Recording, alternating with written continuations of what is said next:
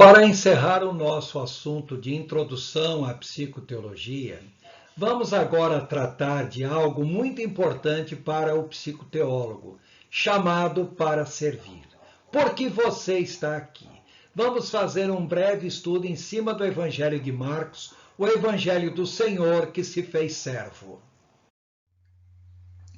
Para início, gostaria de fazer uma leitura que está no Evangelho de Marcos, no capítulo 10, dos versos 35 a 37 e depois 40 e 41. Nisso, Tiago e João, lembrando que Tiago e João, filhos de Zebedeu, eram filhos também de Salomé. Salomé era irmã carnal de Maria. Portanto, Tiago e João são primos carnais de Jesus. Nisso, Tiago e João, filhos de Zebedeu, aproximaram-se dele e disseram: Mestre, queremos que nos faça o que vamos te pedir. O que vocês querem que eu lhes faça? Perguntou ele. Eles responderam: Permite que na tua glória nos assentemos um à tua direita, outro à tua esquerda.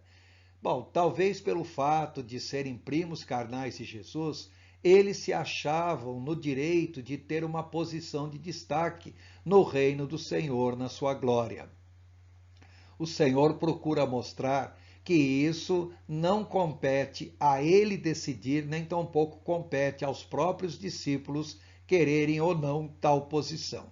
Bom, após Jesus retrucar as palavras de Tiago e de João, ele diz: Mas assentar-se à minha direita ou à minha esquerda não cabe a mim conceder.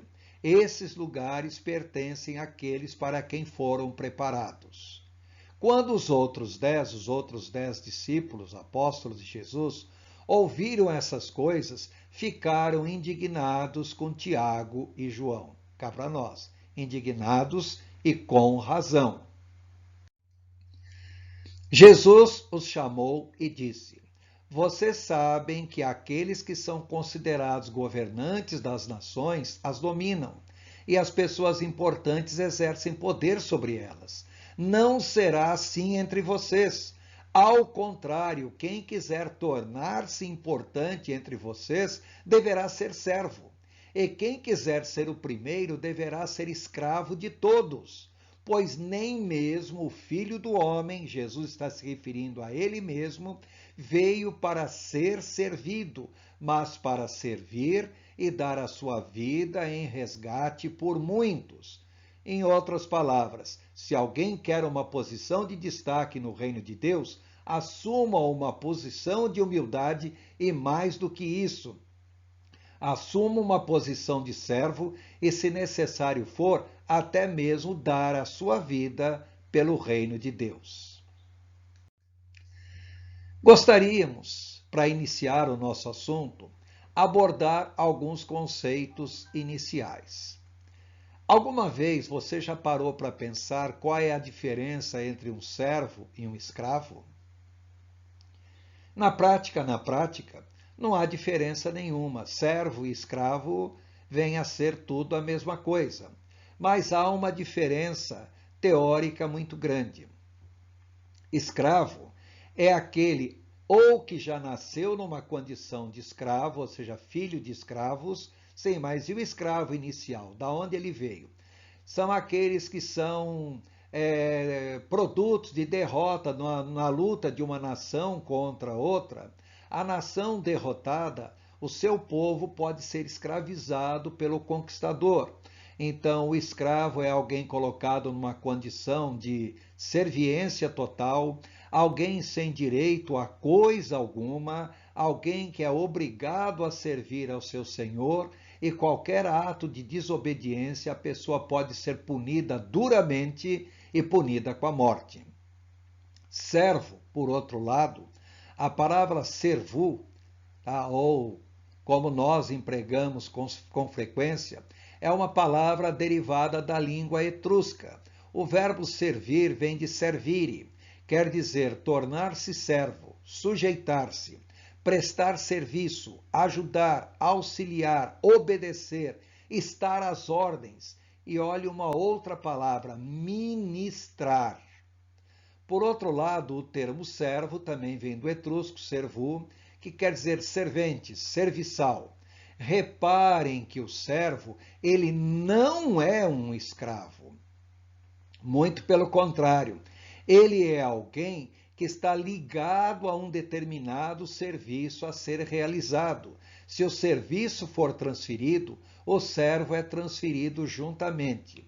Explicando melhor, servo é alguém que por um motivo qualquer ou por dívidas impagáveis pode se oferecer durante algum tempo em serviço para aquela pessoa com quem tem uma dívida.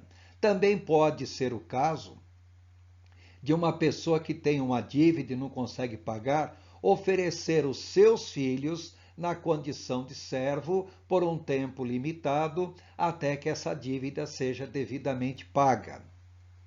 Em outras palavras, o escravo, ele é um escravo permanente. Servo, normalmente, é uma pessoa que vai trabalhar por um tempo limitado. O escravo foi colocado nessa condição contra a sua vontade. O servo é colocado nessa condição ou porque ele se ofereceu para se colocar na condição de servo, ou ele foi colocado nessa condição por alguém que tinha autoridade sobre ele. O escravo é alguém que ele independe do que quer que vá ser realizado, ou seja, sendo ele um escravo, seu senhor tem autoridade total sobre ele, pode vender, pode mandar matar. O servo ele está relacionado a um serviço a ser realizado.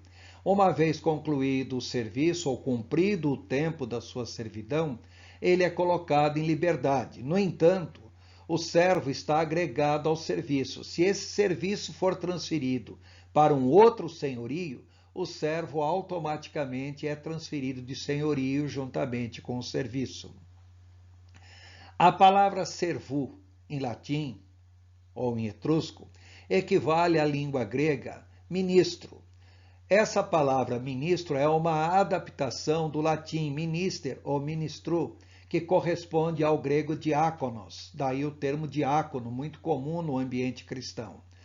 A palavra diáconos em grego quer dizer servo, aquele que serve, aquele que administra, mas mais do que isso, também pode ser aquele que representa uma autoridade superior. Nem todo servo está numa condição quase de escravidão. Muitas vezes o servo é colocado numa condição de autoridade sobre os demais servos e muitas vezes de autoridade sobre pessoas livres, desde que essa autoridade lhe seja concedida, conferida pelo seu senhor. Por outro lado, a palavra trabalho vem do latim tripalium, literalmente quer dizer 3 paus, tripalium. Tá? Originalmente, o tripalium era um instrumento colocado no pescoço de animais para impedir que esses animais pulassem cerca, fugissem dos limites do seu senhor. No interior do Brasil é muito comum gado que não obedece limites de propriedade, o seu senhor amarrar uma espécie de forquilha, um Y, no pescoço do boi, no pescoço da vaca. Seria o tripalium. Mais tarde, esse termo tripalium passou a ser usado como instrumento de tortura, aonde uma pessoa ficava preso num pelourinho, com o seu pescoço preso no instrumento, de tal maneira que a pessoa não tivesse liberdade nenhuma. Em outras palavras, a palavra trabalho inicialmente representava um instrumento de tortura. Hoje em dia, nós não entendemos assim. Muito pelo contrário, trabalho representa uma atividade na qual a pessoa é produtiva e nós temos que lembrar que a pessoa deve sentir, em princípio, prazer pelo seu trabalho. Se uma pessoa arranjar um trabalho onde ela se sente bem, onde ela faça aquilo por amor, com certeza ela não precisará mais trabalhar na vida. Todo o seu trabalho será sempre motivo de diversão. Vamos agora ver a figura do tripalium. Inicialmente era um instrumento de lavoura, servia tanto para arar o terreno como muitas vezes servia até como material de cerca. Posteriormente, o tripalium passou a ser usado como instrumento de tortura, onde as pessoas eram presas, muitas vezes até morrer. Era uma forma cruel de tratamento dado aos servos do terreno em si, da propriedade dos grandes senhores feudais. O ressignificado da palavra tripalium. Na Baixa Idade Média, ou seja, no período desde o ano 476 até 1000 e pouco, o trabalho em si era considerado algo como um suplício, como uma forma de punição, algo como uma forma de castigo. Posteriormente, na época do Renascimento, a partir do século XIII, XIV em diante, o trabalho passou a ser olhado como uma forma associada à economia mundializada que estava se propagando nessa ocasião. Então, o trabalho torna-se símbolo de enobrecimento e não como mais um símbolo de castigo ou de punição, como era até então enxergado.